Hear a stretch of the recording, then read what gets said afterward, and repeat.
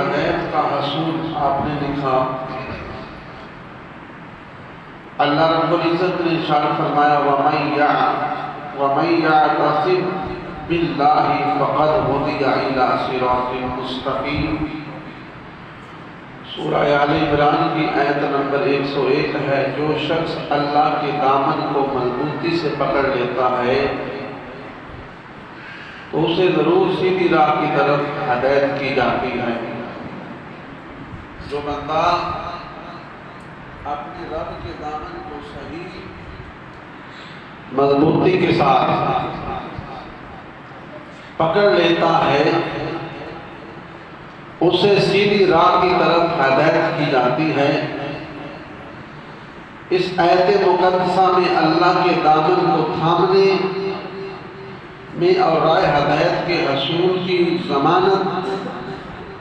دی جا رہی ہے۔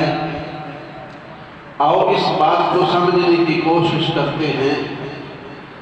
کہ اللہ کا دامن تھامنے سے کیا مراد ہے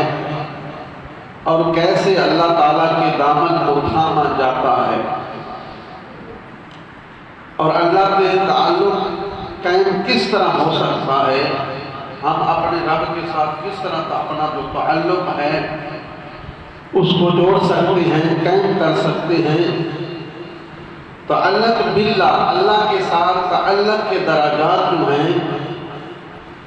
اللہ کی نازل کردہ انبیاء پر جو کتابیں ہیں، تورات ہے، زبور ہے، انجیل ہے، قرآن مجید ہے، ان کتب میں یہ جو اللہ نے اپنے نبیوں پر نازل کی، اللہ تعالیٰ کے فرمان سے تعلق باللہ، اللہ کے ساتھ تعلق کی تین جو ہیں وہ درجات جو ہیں وہ واضح ہوتے ہیں۔ تعلق باللہ کا پہلا درجہ، جس بندے نے ہمارا یعنی اللہ کا ارادہ کر لیا، فرمایا ہم اس کا ارادہ کر لیتے ہیں، یعنی جس نے ارادہ کیا کہ میں نے اپنا تعلق اللہ کے ساتھ جوڑنا ہے، قائم کرنا ہے، اللہ فرماتا ہے کہ ہم اس کا ارادہ کر لیتے ہیں۔